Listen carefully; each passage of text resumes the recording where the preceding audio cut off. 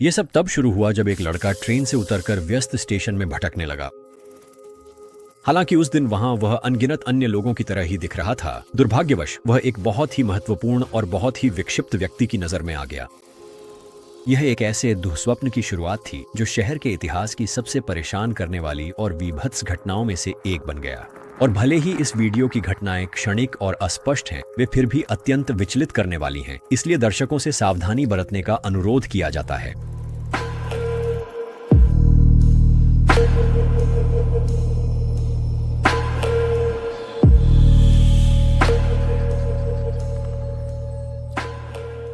Friedel रोटे को घर से गए कुछ ही घंटे हुए थे जब उसे अपने किए का असली एहसास होने लगा। वह सिर्फ एक किशोर था जिसने घर पर एक के बाद एक कई झगड़े कर लिए थे और खुद को यह समझा लिया था कि उसे थोड़ी दूरी चाहिए। और जर्मन साम्राज्य का हनोवर उसे भागने के लिए सबसे स्वाभाविक जगह लगी। यह एक व्यस्त शोरगुल वाला शहर था जहां लोग एक ऐसे बच्चे को देखकर भी दो बार नहीं सोचते जिसके पास जाने के लिए और कोई जगह न हो। अगर आप कुछ समय के लिए गायब होना चाहते थे तो यह जगह किसी भी अन्य जगह जितनी ही अच्छी लगती थी। जब वह केंद्रीय स्टेशन के पास पहुंचा तो फ्रीडेल को सबसे पहले यह महसूस हुआ कि सब कुछ कितना भारी भरकम और दबाव भरा है। लोग जोर जोर से खाने के लिए मोलभाव कर रहे थे। विक्रेता किसी भी व्यक्ति को जो उनसे नजर मिला ले तरह तरह का सामान थमा रहे थे। बड़े किशोर समूहों में घूम रहे थे और नए लोगों को परख रहे थे। यहाँ तक कि कुछ आदमी तो ऐसे लग रहे थे जैसे वे इमारतों की सीढ़ियों पर ही रहते हों। यह कहना शायद सुरक्षित होगा कि फ्रीडेल को यह समझने में ज्यादा समय नहीं लगा कि वह अपनी दुनिया से कितना दूर है। फिर भी उसने ऐसा दिखाने की कोशिश की जैसे वह यहीं का हो, और वह इन शेबर बाजार की दुकानों के बीच घूमता रहा और सोचता रहा कि अब आगे क्या करना है। इसी दौरान उसने पहली बार एक ऐसे आदमी को देखा जिसे उस दौर के कई लोग जानते थे। वह ऐसा लग रहा था जैसे उसके पास सत्ता और अधिकार हो। वह स्टेशन के प्रवेश द्वारों के आसपास मंडराता रहा, विक्रेताओं से बात करता और पास के लड़कों पर नजर रखता रहा। उस आदमी को भी फ्रीडेल को नोटिस करने में ज्यादा समय नहीं लगा। फ्रीडेल अलग दिख रहा था क्योंकि वह अकेला था और घुलने मिलने की कोशिश के बावजूद असमंजस में था। आखिरकार वह आदमी फ्रीडेल के पास आया और उससे कहा कि वह खोया हुआ लग रहा है।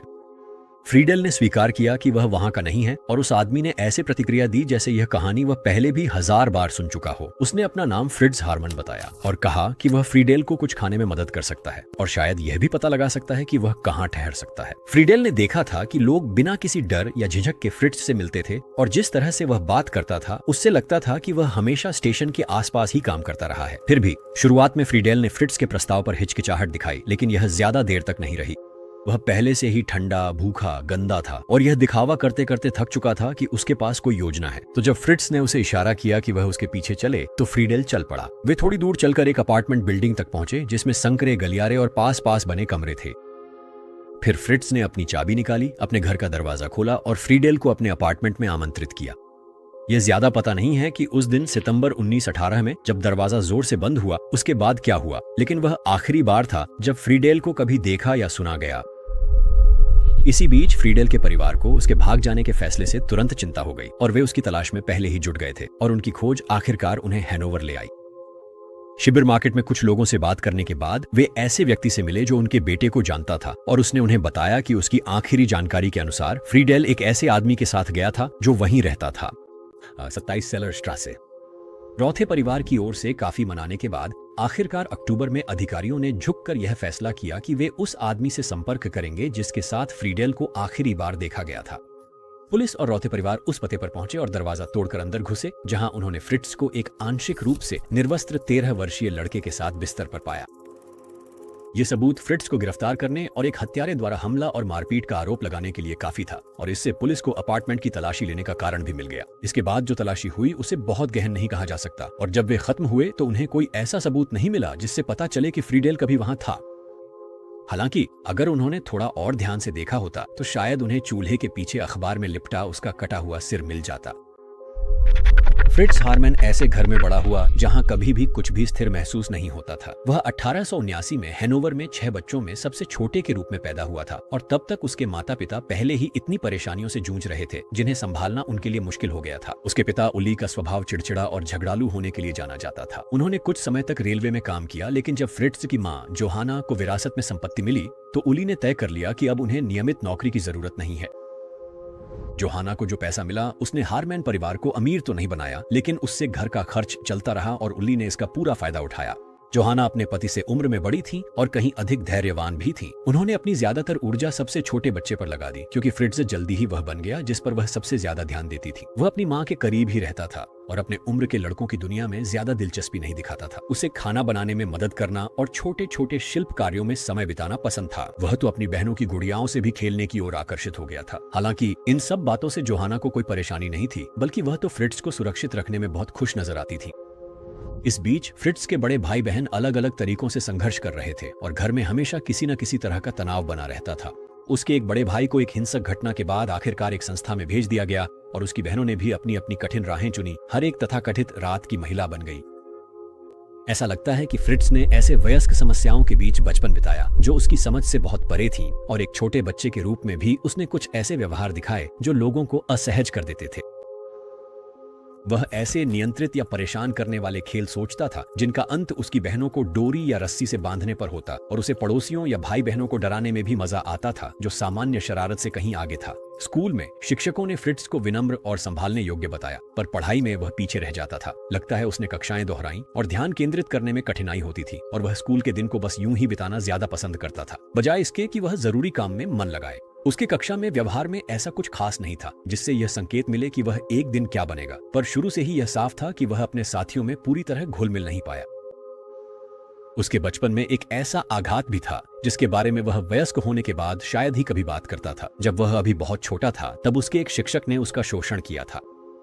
फ्रिट्ज ने कभी यह नहीं बताया कि उसके साथ क्या हुआ या इसका उस पर क्या असर पड़ा, और उस दौर में उसकी स्थिति में एक लड़के के पास दुर्व्यवहार की रिपोर्ट करने के ज्यादा रास्ते नहीं थे, इसलिए शिक्षक को कोई सजा नहीं मिली। जैसे जैसे फ्रिट्ज बड़ा हुआ वह एक मजबूत शारीरिक रूप से सक्षम किशोर बन गया, लेकिन भावनात्मक रूप से वह अपनी माँ के करीब रहा और बाकी सभी से दूर। स्कूल खत्म करने के बाद उसने एक पेशा सीखने की थोड़ी कोशिश की, लेकिन वह काम उसमें ज्यादा रुचि नहीं जगा सका। इसके बजाय उसने कुछ ऐसा करने का फैसला किया जो अधिक व्यवस्थित और सम्मानजनक दिखता था, इसलिए उसने एक सैन्य प्रशिक्षण कार्यक्रम के लिए स्वयं सेवा की। यह ऐसा लग रहा था, सही निर्णय जैसा लग रहा था, क्योंकि कार्यक्रम में मिली अनुशासन और दिनचर्या ने उसे एक ऐसा रास्ता दिया जो उसे दिशा देता प्रतीत हुआ। कुछ समय के लिए ऐसा लगने लगा था कि उसने आखिरकार स्थिरता पाली है, पर यह ज्यादा समय तक टिकने वाला नहीं था। प्रशिक्षण शुरू होने के कुछ महीनों बाद फ्रिट्ज को अचानक ऐसे दौरे पड़ने लगे जिनमें वह बेहोश हो जाता या बिना चेतावनी के गिर पड़ता था। ये दौरे इतने गंभीर थे कि अकादमी के डॉक्टर इन्हें नजरअंदाज नहीं कर सकते थे, और कई जांचों के बाद इन दौरों को मिर्गी जैसे लक्षणों वाला बताया गया। चाहे वह निदान आज के मानकों के अनुसार सही था या नहीं, इससे वास्तव में कोई फर्क नहीं पड़ता, क्योंकि 1895 में अकादमी के मानकों के अनुसार इसका मतलब था कि फ्रिट्ज अब सेवा के लिए उपयुक्त नहीं समझा गया। तो उस साल नवंबर तक उसे घर भेज दिया गया और सेना के माध्यम से एक नई पहचान बनाने की उसकी जो भी उम्मीद थी वह खत्म हो गई। हनोवर लौटने के बाद फ्रिट्ज ने एक सिगार फैक्ट्री में नौकरी कर ली, लेकिन वह नौकरी भी ज्यादा समय तक नहीं चली। उसमें दोहराए जाने वाले काम के लिए ध्यान केंद्रित करने की क्षमता नहीं थी, और घर लौटने के बाद उसमें अपने सत्तावादी पिता से निपटने का धैर्य भी नहीं था। वापसी के कुछ ही महीनों के भीतर फ्रिट्ज ने ऐसा व्यवहार दिखाना शुरू कर दिया जो अब तक के उसके किसी भी व्यवहार से कहीं अधिक चिंताजनक था। सिर्फ 16 साल की उम्र में फ्रिट्ज ने अपने से कहीं छोटे लड़कों को निशाना बनाना शुरू कर दिया। वह उन्हें आमतौर पर मिठाई या छोटे उपहारों का लालच देकर बेसमेंट या इमारतों के छिपे हुए कोनों में ले जाता था। ये मुलाकातें कहें तो बहुत वयस्क प्रकृति की थीं, और इन्हीं से एक लंबे पैटर्न की शुरुआत हुई। उसकी पहली जात गिरफ्तारी जुलाई 1896 में हुई, जब एक लड़के ने जो हुआ था उसकी रिपोर्ट की, लेकिन इससे फ्रिट्ज की हरकतों में कोई कमी नहीं आई। 1897 की शुरुआत तक हालात इतने बिगड़ गए थे कि अधिकारियों को और सख्ती से हस्तक्षेप करना पड़ा। फ्रिट्ज का एक मनोवैज्ञानिक ने मूल्यांकन किया और उसे लाइलाज विक्षिप्त घोषित किया। यह उस समय इस्तेमाल होने वाला एक व्यापक अस्पष्ट लेबल था जो मानसिक रूप से अस्थिर और खतरनाक माने जाने वाले व्यक्ति के लिए था। हालांकि उसे मुकदमे में भेजने के बजाय संभवतः उसकी उम्र के कारण उसे एक मानसिक संस्थान में भेज दिया। यह उम्मीद थी कि वह वहां अनिश्चित काल तक रहेगा। हालांकि फ्रिट्ज का वहां रुकने का कोई इरादा नहीं था। अपनी मां की मदद और उसकी बढ़ती परेशान करने वाली हरकतों को नजरअंदाज करने की उसकी इच्छा के चलते फ्रिट्ज जनवरी 1898 में वहां से भाग निकला। दोनों ने मिलकर उसे देश से बाहर निकालकर स्विट्जरलैंड पहुंचा दिया, जहां वह एक रिश्तेदार के साथ रहा और एक शिपयार्ड में साधारण मजदूरी का काम किया। अजीब बात है कि फ्रिट्ज ने कुछ समय के लिए खुद को मुसीबतों से दूर रखा। 16 महीनों तक वह ज्यूरिख में बिना किसी झात घटना के रहा, जो उसके जीवन में सामान्यता के सबसे करीब था। दुर्भाग्यवश यह ऐसी चीज नहीं थी जिसे वह लंबे समय तक बनाए रख सकता। 1999 में अज्ञात कारणों से फ्रिट्ज हैनोवर लौट आया। तब तक घर की स्थिति में कोई सुधार नहीं हुआ था और उसकी आंतरिक संघर्षों के अलावा कुछ भी नहीं बदला था। 1900 की शुरुआत में उसने एक बार फिर स्थिरता पाने की कोशिश की और एक महिला अर्ना से सगाई कर ली और जल्द ही वह उसके बच्चे के साथ गर्भवती हो गई। ये एक पारंपरिक जीवन की शुरुआत हो सकती थी, लेकिन जर्मन सेना उसके साथ अभी भी पूरी तरह से निपटी नहीं थी। उसकी बीमारी, अपराधों और स्पष्ट मानसिक अस्थिरता के बावजूद उसी साल बाद में उसे अनिवार्य सेवा के लिए रिपोर्ट करने का नोटिस मिला। फ्रिट्ज अंततः गया, लेकिन यह लगभग वैसे ही हुआ जैसे उसकी पहली सेवा के दौरान हुआ था। उसे चक्कर आने की शिकायतें होती थीं, जिसके कारण उसे लंबे समय तक अस्पताल में रहना पड़ा। जल्द ही उसे छुट्टी दे दी गई। 1902 में उसे हैनोवर वापस भेज दिया गया। इस बार केवल सेवा के लिए ही नहीं, बल्कि किसी भी भारी काम के लिए अयोग्य घोषित कर दिया गया। हैनोवर लौटने के बाद वह एर्ना के साथ रहने लगा, लेकिन उनका रिश्ता ज्यादा समय तक नहीं टिक सका। फ्रिट्ज ने उस पर बेवफाई का आरोप लगाया था और यही उसकी सगाई तोड़ने के लिए काफी था। और उसी पल से फ्रिट्ज पहले से भी ज्यादा अपराध की ओर बढ़ने लगा। वह एक छोटे अपराध से दूसरे छोटे अपराध की ओर बढ़ता गया। अक्सर चोरी करता, झूठ बोलता और झगड़ों में पड़ता था। इस दौरान उसने कई अजीबोगरीब नौकरियां की, लेकिन जब उसने अपने मालिकों से चोरी की तो उसे निकाल दिया गया। 1905 से 1912 के बीच उसने जितना समय जेल के बाहर बिताया, उससे ज्यादा समय जेल के अंदर बिताया। उसकी सजाएं कभी लंबी तो कभी छोटी होती थीं, लेकिन इनमें से कोई भी उसकी आदतें बदलने में सफल नहीं हुई। जेल की दीवारों के बाहर उसकी आजादी के जो भी पल थे, वे भी उन्हीं चोरी, धोखाधड़ी और कभी कभी हमलों से भरे थे, जिनकी वजह से वह पहली बार जेल गया था। जब वह शराब पीता था, जो अक्सर होता था, तो उसका गुस्सा और भी बढ़ जाता था और यह उसकी अपराध करने की प्रवृत्ति को और बढ़ावा देता था। 1913 तक फ्रिट्ज का आपराधिक रिकॉर्ड काफी लंबा हो चुका था और फिर अक्टूबर में पुलिस ने एक चोरी की जांच के दौरान उसके अपार्टमेंट की तलाशी ली और वहां से बड़ी मात्रा में चोरी का अन्य सामान बरामद किया। इससे उस पर चोरी और धोखाधड़ी के आरोप में दोष सिद्ध हुआ और उसे 5 साल की सजा सुनाई गई। जब वह आखिरकार 1918 में फिर से रिहा हुआ तो उसके चारों ओर की दुनिया पूरी तरह बदल चुकी थी। जर्मनी अभी अभी प्रथम विश्व युद्ध से बाहर निकला था, बुरी तरह पिटा और आर्थिक रूप से तबाह। काम मिलना बहुत मुश्किल था और सड़कों पर विस्थापित लोगों की भीड़ थी। लगभग एक ही रात में हनोवर हजारों युवकों से भर गया, जो शहर में भोजन या काम की तलाश में भटक रहे थे। फ्रिट्ज भी इन भीड़ों में शामिल हो गया और बिना पैसे या पारिवारिक सहारे के समाज में फिर से लौटा और वह फिर से उन्हीं आदतों पर लौट आया जिन पर वह पहले निर्भर था। लेकिन अब वह ऐसे माहौल में था जहां अपराध करना बहुत आसान हो गया था। पुलिस बल में कर्मचारियों की भारी कमी थी और वे पूरी तरह से दबाव में थे। इसलिए अधिकारियों के लिए हनोवर में हो रही चोरी और काले बाजार की बढ़ती घटनाओं को संभालना असंभव था। इस सारी अफरा तफरी में फ्रिट्ज ने किसी तरह पुलिस से छुपने के बजाय उनसे बात करके एक अनपेक्षित अवसर पा लिया। उसने अन्य अपराधियों की जानकारी दी और छोटी सूचनाएं साझा की, जिससे वह मददगार दिखने लगा। जल्द ही हनोवर के अधिकारी उसे मूल्यवान जानकारी का एक स्रोत मानने लगे और जो वे तुरंत नहीं समझ पाए वह यह थी कि यह व्यवस्था फ्रिट्ज के लिए एक ढाल बन गई थी। जितना अधिक वह मददगार दिखता, उतनी ही कम संभावना थी कि कोई उसके अपराधों पर बारीकी से ध्यान देता। और यह तरीका काम कर गया। 19 तक वह केंद्रीय स्टेशन पर ऐसे घूमता था जैसे वह वहां का अनौपचारिक अधिकारी हो। वह आधिकारिक तौर पर अधिकारी नहीं था, पर उसी तरह व्यवहार करता था और बहुत कम लोग इस पर सवाल उठाते थे। मुख्य रेलवे स्टेशन के आसपास का इलाका उन सभी लोगों के लिए आकर्षण का केंद्र बन गया था जो पैसे कमाने या खाने के लिए सौदा करने की कोशिश में थे। और स्टेशन के सामने स्थित शीबा बाजार की अपनी एक पूरी व्यवस्था थी। आप वहां कपड़े, मांस, औजार या लगभग कोई भी चीज खरीद सकते थे जिसे कहीं से भी इकट्ठा किया जा सकता था। और यह वह जगह थी जहां युवा घर से भागे हुए बच्चों का शोषण करना सबसे आसान था। कोई अजनबी अगर रोटी या अस्थायी रूप से सोने की जगह देता था तो वह बिल्कुल भी संदिग्ध नहीं लगता था और फ्रिट्ज ऐसे माहौल में खूब फलता फूलता था। वह जेब कतरे लोगों का सामना करता था और घर से भागे हुए बच्चों को मुसीबत से दूर रहने की नसीहत देता था। और इतना ही काफी था कि लोग मान लें कि उसके पास कोई अधिकार है।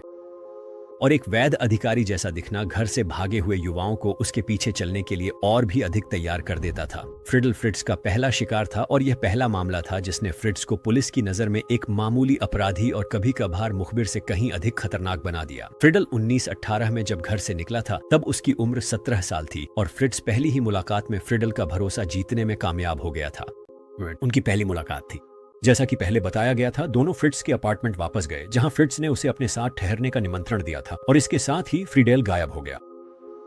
1 महीने बाद जब पुलिस ने फ्रिट्ज को एक और युवा भगोड़े के साथ बेहद आपत्तिजनक स्थिति में पकड़ा तो अधिकारी उस अपराध में इतने उलझ गए कि फ्रीडेल की गुमशुदगी लगभग एक गौण बात बनकर रह गई। जो बात इसे और भी ज्यादा परेशान करने वाली बनाती है वह यह है कि अब जब पीछे मुड़कर देखा जाए तो फ्रीडेल का मामला वह क्षण था जब सब कुछ बढ़ने से पहले ही रोका जा सकता था। पुलिस के पास सही संदिग्ध था, सही पता था और सही समय भी था, लेकिन वे बस पर्याप्त सतर्क नहीं थे। उसे ढूंढने के बजाय फ्रीडेल का ठिकाना एक रहस्य ही बना रहा और फ्रिट्ज को उस तीसरे लड़के पर किए गए हमले के लिए, जिसके साथ वह पकड़ा गया था, केवल 9 महीने की छोटी सी सजा काटने के लिए भेज दिया गया। इसी समय के आसपास संभवतः फ्रिट्ज की रिहाई के बाद उसकी मुलाकात हांस ग्रांस से हुई। हांस 18 साल का था और घर छोड़ने के बाद अपनी जिंदगी खुद ही चलाने की कोशिश कर रहा था। वह हनोवर में केवल थोड़े समय से था, रेलवे स्टेशन पर सोता था और जो कपड़े उसे मिलते उन्हें बेचता था। वह जाहिर तौर पर संपन्न नहीं था, लेकिन उसमें या उसके दिखने के तरीके में कोई आत्मविश्वास था जिसने फ्रिट्ज को पूरी तरह प्रभावित कर दिया। यही बात हांस को उन अन्य भगोड़ों में अलग बना देती थी जो हर दिन स्टेशन से गुजरते थे। और जब तक फ्रिट्ज ने हांस को देखा तब तक हांस पहले ही फ्रिट्ज के बारे में जान चुका था। उनकी पहली बातचीत के बाद फ्रिट्ज ने हांस को सोने के लिए एक गर्म जगह और खाने का लगातार इंतजाम देने की पेशकश की, लेकिन हांस को ज्यादा मनाने की जरूरत नहीं पड़ी। फ्रिट्ज को पता नहीं था कि हांस ने पहले ही फ्रिट्ज का फायदा उठाने की योजना बना ली थी। हालांकि हांस विषम लैंगिक था, उसने इस स्थिति का फायदा उठाने की योजना बनाई थी। इसके बाद हांस फ्रिट्ज के अपार्टमेंट में रहने लगा और दोनों के बीच एक करीबी लेकिन जटिल रिश्ता विकसित हो गया। फ्रिट्ज बहुत जल्दी गहराई से जुड़ गया और हांस को अपने सिर पर छत और किसी बड़े के देखभाल करने से मिलने वाली स्थिरता पसंद थी। समय के साथ हांस ने ठीक ठीक समझ लिया कि इस रिश्ते में उसके पास कितनी ताकत है। अगर उसे कोई खास जैकेट या जूते चाहिए होते तो फ्रिट्ज यह सुनिश्चित करता कि वे अपार्टमेंट में आ जाएं। अगर हांस को ज्यादा खर्च करने के लिए पैसे चाहिए होते तो फ्रिट्ज उसे पाने का कोई तरीका ढूंढ ही लेता। ऐसा लगता है कि वे अक्सर नाटकीय झगड़ों में उलझ जाते थे, लेकिन चाहे हालात कितने भी बदसूरत हो जाएं, फ्रिट्ज हमेशा हांस को वापस स्वीकार कर लेता था। जल्द ही हांस ने यह भी देख लिया कि फ्रिट्ज स्टेशन पर दूसरे लड़कों के पास किस तरह मदद करने या उन्हें मुसीबत से दूर रहने की चेतावनी देने के बहाने जाता था। उसने देखा कि फ्रिट्ज घर ऐसी चीजें लेकर आता था जो साफ तौर पर दूसरों की थीं और हांस ने इसे रोकने के लिए कुछ भी नहीं किया, बल्कि अगर देखा जाए तो फ्रिट्ज जो कर रहा था उसका फायदा हांस को ही हो रहा था। समय के साथ हांस ने फ्रिट्ज के इन तौर तरीकों को बिना सीधे कहे प्रोत्साहित भी करना शुरू कर दिया। अगर उसे किसी के पहने हुए कोट की पसंद आती तो वह फ्रिट्ज से कहता और फ्रिट्ज इन बातों पर खास ध्यान देता था। ऐसा लगता था कि हांस जिसे पसंद करता उसके और अचानक अपार्टमेंट में आ जाने वाली चीजों के बीच एक साफ संबंध था। 1918 से 24 के बीच फ्रिट्ज ने स्टेशन पर एक नियमित दिनचर्या विकसित कर ली थी। ज्यादातर लड़के जिन्हें वह निशाना बनाता था वे या तो घर से भागे हुए होते थे या शहर से गुजरने वाले यात्री या काम पर जाने वाले लोग होते थे। कुछ मुश्किल से किशोरावस्था में थे, जबकि अन्य 18 या 20 के दशक के अंत में थे।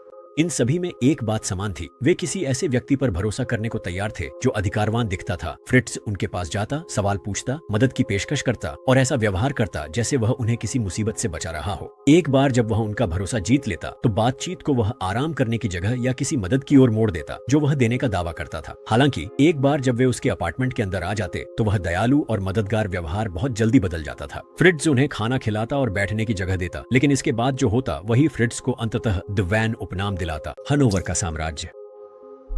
जब वे पर्याप्त रूप से असावधान होते तो फ्रिट्ज आगे बढ़कर सचमुच उनकी गर्दन पर काट लेता था। वह अक्सर एडम्स एप्पल को निशाना बनाता था और उसके द्वारा किसी पीड़ित की श्वासनली को पूरी तरह से काट देने की 1 से अधिक घटनाएं दर्ज हैं। कई पीड़ित वास्तव में अपनी ही खून में दम घुटने के कारण सांस न ले पाने से मर गए और यही फ्रिट्ज का शिकारों को मारने का पहचान चिन्ह बन गया।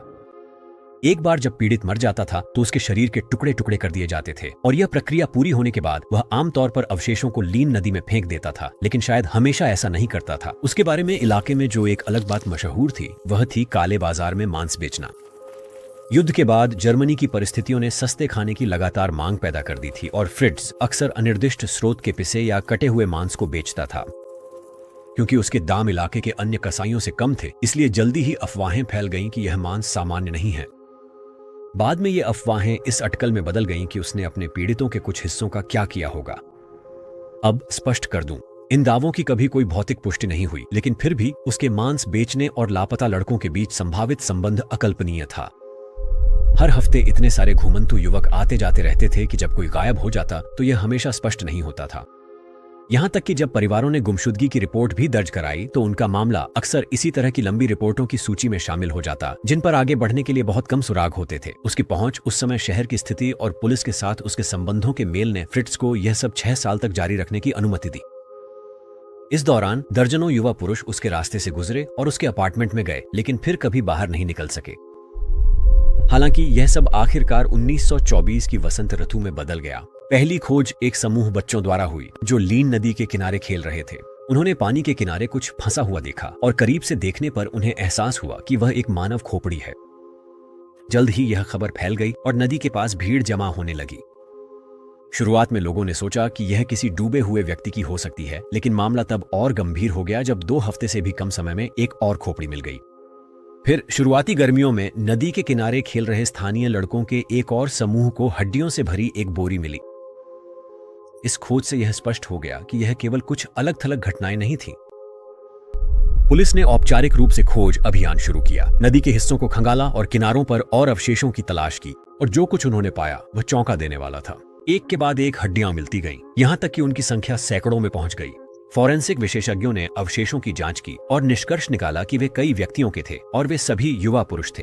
अनुमान अलग अलग थे, लेकिन आम सहमति यह थी कि वहां कम से कम 20 शव थे, संभवतः उससे भी अधिक। हड्डियों की स्थिति से यह भी पता चला कि शवों के टुकड़े टुकड़े किए गए थे।